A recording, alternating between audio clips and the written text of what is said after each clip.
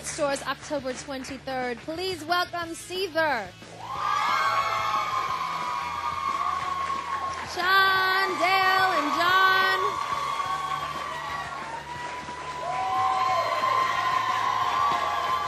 How are you? Nice to see you again. How are you? Good. How are you? Welcome, welcome. Have a seat.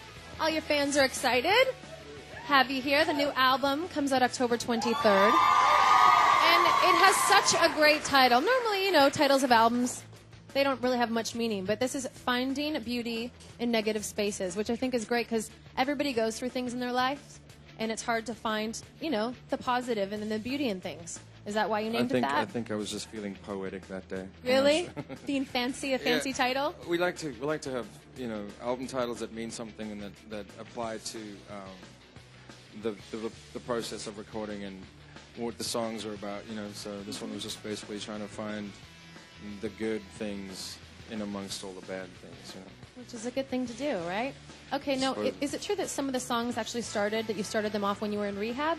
Yes, some of them I did. Okay, now how were you able to find beauty in that type of space then? It was tough, man. Was it tough? No, you're surrounded by beauty and slogans and, you know, keep your chin up, kid, type of stuff. So it was, those aren't very happy songs coming out of there, but, you know, it was creative at least. And I went home and then just buried myself in a room for 6 months and then emerged with a bunch of songs, and that was how the album came about. Yeah, now for you, Dale and John, how was it seeing him go through that experience?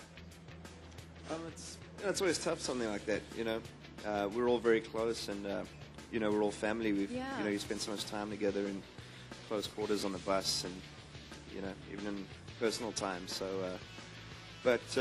you know, I mean, we stayed in contact, and, you know, I don't think at any point, you know, the band or anything like that was in question. You know, we've always had pretty focused and pretty dedicated to the band and to what we want to do. So I think that also helps to, you know, pull you through something like that, knowing that there's that light at the end of the tunnel, you know, the new album that we're going to make, and be able to get back on the road, be able to come back to Canada. Yeah, and that you're there for each other, right? Like you say, your family, when you go through all these things, you have each other to go back to and talk to, right? Absolutely. Yeah. Totally supportive of each other, you know? Uh-huh. Now, this is becoming like a Disney special right now. Is it? No, but it's nice, though, because you guys spend so much time together. A lot. You're probably together more than you are with anybody else, right? Yeah. Yeah, I mean, we see each other, spend more time together than we do our own families, you know? So you have to keep each other happy and keep your heads up around each other. We do. Oh, that's very sweet. It's very romantic. It's not. Passion. Romance. Getting touchy-feely here on MOD. Okay, so Shaun, there was a song that was released. Amy Lee wrote it, from Evanescence, obviously. It was awesome. Call Me When You're Sober. Now, what did you think when you first heard that song? I was disappointed, man. You know, it's in any relationship you have ups and downs, and whether or not there was an element of truth to what she had to say, she didn't have to tell it to everybody. Yeah.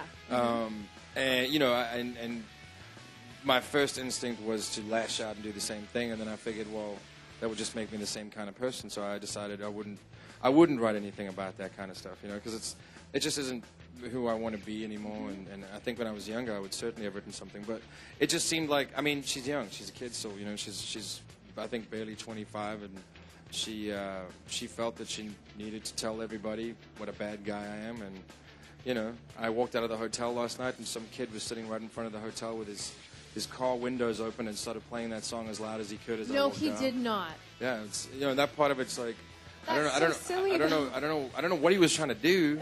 Certainly it wasn't coincidence because he was like looking at me. Did you say anything to him? No, I just kept walking. You took the high road yet again and kept it to yourself. I actually was kind of nervous that someone was going to come and try and knife me or something. Oh, don't say like, that. You know, no, well, because I don't know. It's like maybe he's mad at me or something. But anyway, so when we came back to the hotel, we went out and got something to eat and came back and he was gone. But I don't know what his mission was or what he was trying to achieve. But you know, I just think that there's certain things that you don't end a relationship and then run around telling everyone what went wrong with the relationship and you blame it all on that and woe is me, and you know, and I just figured I would prefer to remember the good things about the relationship once again, you know, trying to remember all the positive. There was a time when, you know, when I loved that girl very much, and you know, to have myself reduced to a slobbering drunk was kind of lame, you know.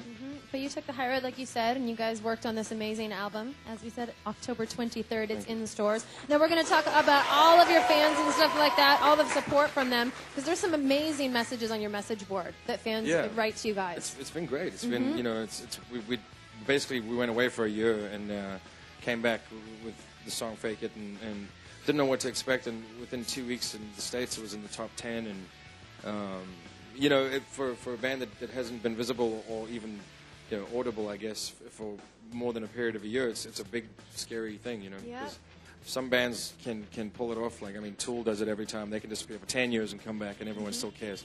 But yeah, so we've been really pleasantly surprised by it and really excited by the response so far. And people have been really good to us and have been really supportive. I mean, there's the odd fan that doesn't like the kind of swing to the song, but I mean, you know, we wanted to write something that was maybe a little sexy instead of always angry. You Sexy's good. know?